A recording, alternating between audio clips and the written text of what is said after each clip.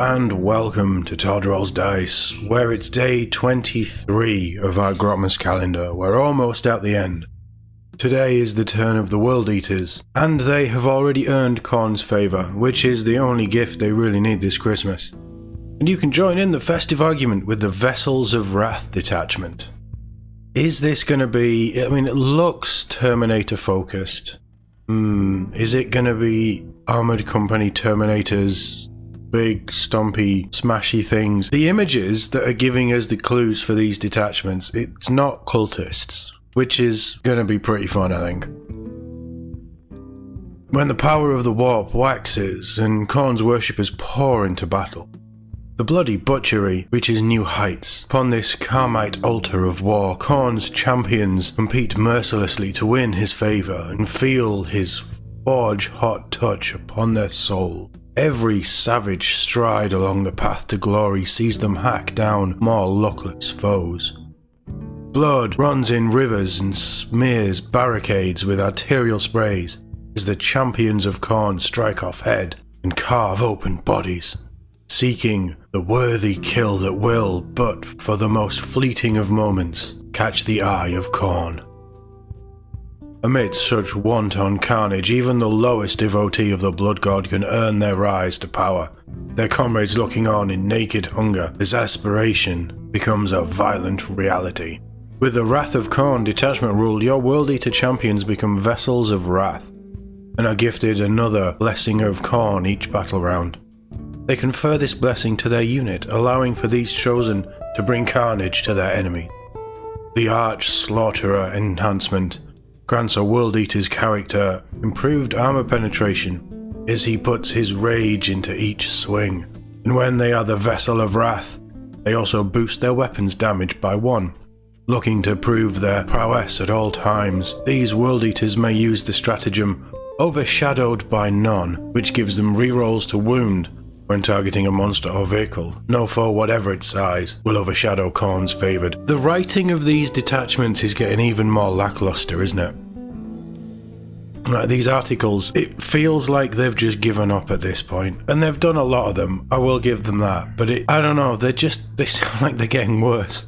We'll take a look at the detachment in a moment, but what have we got tomorrow for our final one? Oh wow, that's a pretty big tease. Join us in a few months for World Easter. So World Eaters Codex coming out for Easter, is that confirmed? Our next seasonal Warhammer crossover, is it even a real thing? Because I really want World Easter to be a thing now.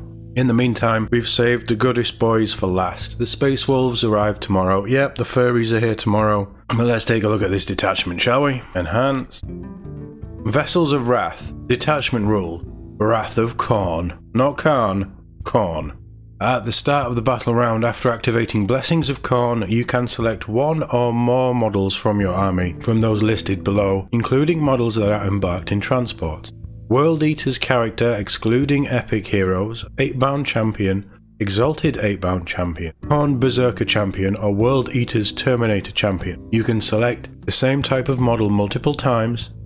The maximum number of models you can select depends on the battle size as follows: Incursion 2 models, Strike Force 3 models, and Onslaught 4 models.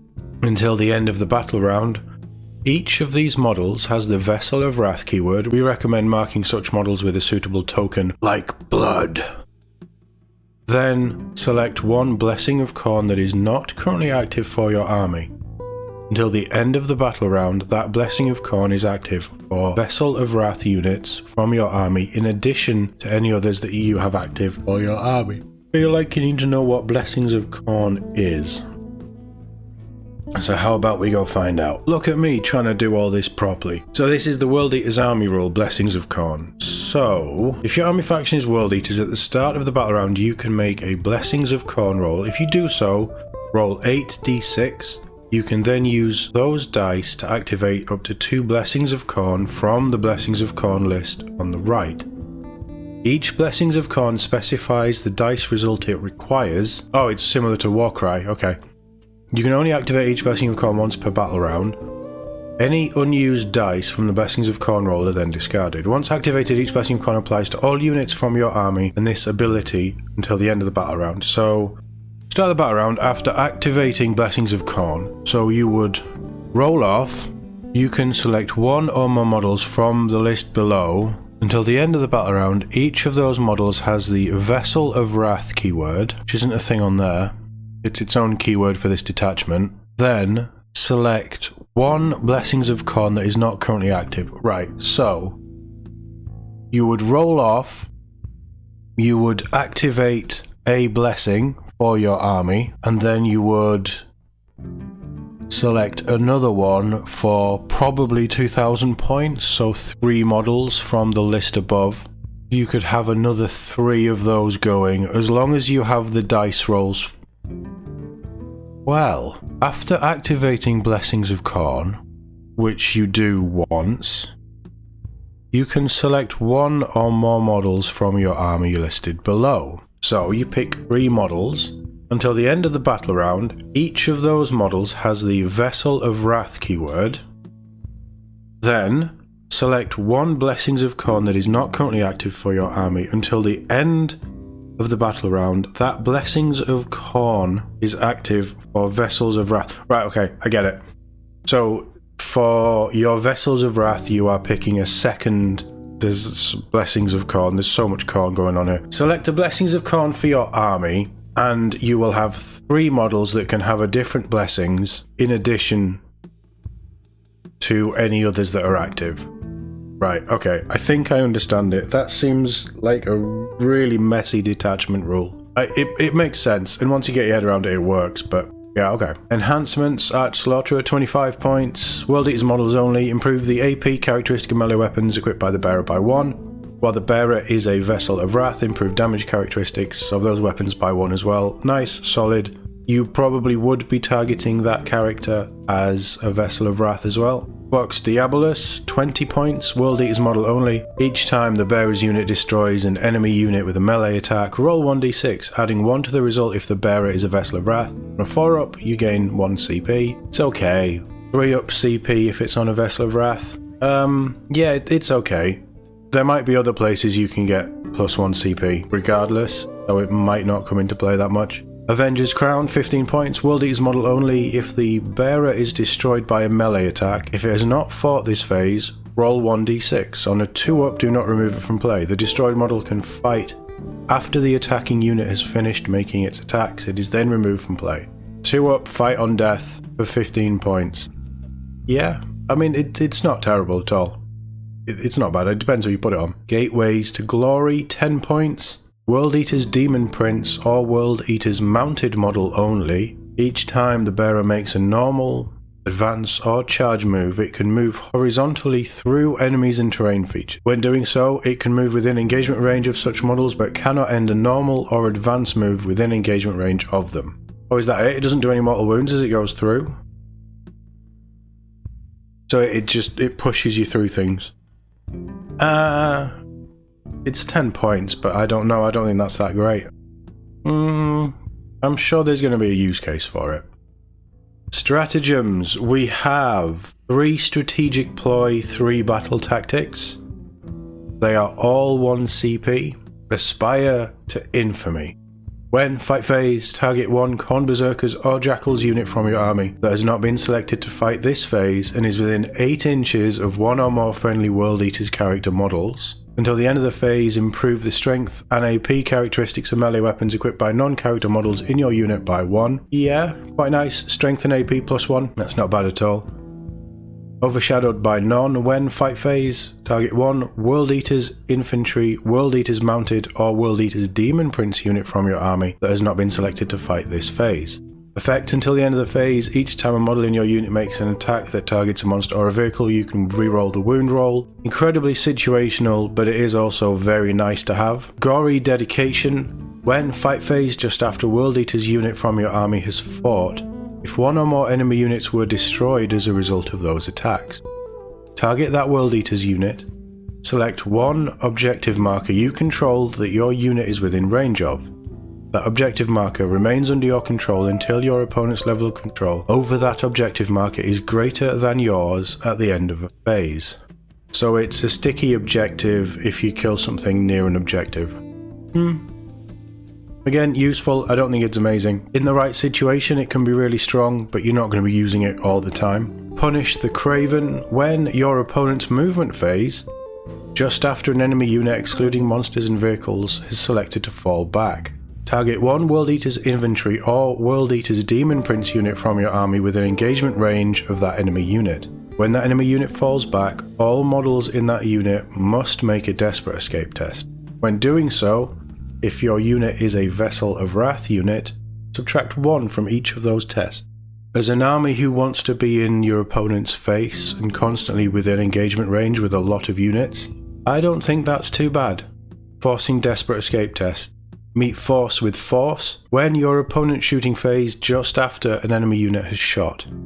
Target one World Eater's infantry, World Eater's mounted or World Eater's Demon Prince unit from your army that lost 1 or more wounds as a result of those attacks. Your unit can make a Blood Surge move. To do so, roll 1d6. Models in your unit move a number of inches up to the result, but your unit must end that move as close as possible to the closest enemy unit excluding aircraft. When doing so, those models can be moved within engagement range of that enemy unit. If your unit is a Khorne Berserkers or Vessel of Wrath unit, you can reroll the d6 to determine how far your unit can move. It's just there once they've been shot at, moving forward rule, isn't it? But probably slightly different. I don't know how that works in 10th. It might even just be an ability that Khorne Berserkers have. But then why would it be on Khorne Berserkers if... I don't know. I like it because it gives you extra movement, but I don't know how useful it is really going to be. And finally, Brazen Contempt. When your opponent's shooting phase just after an enemy unit has selected its targets. Target one World Eater's unit from your army that was selected as the target of one or more of the attacking unit's attacks. Effect until the end of the phase, each time an attack targets your unit, if the strength characteristic of that attack is greater than the toughness characteristic of your unit, subtract 1 from the wound roll, or if it is a Vessel of Wrath unit, subtract 1 from the wound roll instead. Right, they've fucked that up somewhere. Until the end of the phase, each time an attack targets your unit, if the strength characteristic of that attack is greater than the toughness characteristic of your unit, subtract 1 from the wound roll. That all makes sense. I think that should say subtract 1 from the hit roll because of the next bit.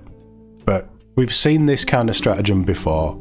Again, incredibly situational. I don't love this type of stratagem. But if it's a Vessel of Wrath unit, subtract 1 from the wound roll instead. So you can either subtract 1 from the wound roll, or you can subtract 1 from the wound roll. They don't stack. You can only ever manipulate a dice roll by 1. They're going to have to fix that. Somebody needs to go in and just proofread that shit. I don't like this. I don't think it's bad. It's not that I can't really get my head around it, but all of these stratagems seem like a nice to have rather than they're actually adding something to this. I don't know what their other detachment is. It's still in the index. We could have a look at it. We're not going to, but we could. Follow the link. It will be there in the indexes section.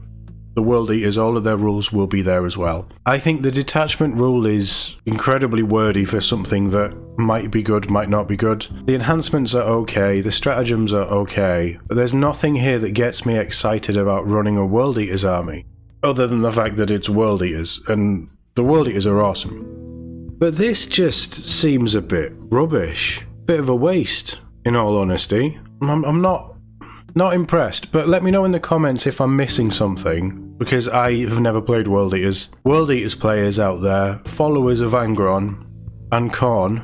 I mean, I'm a follower of Khorne for AOS, but not 40k. But let me know what you think, is the important question here, because I don't think it's good on the surface just reading through it, but I might be missing things. Anyway, thank you very much for watching, and I'll see you all in the next one.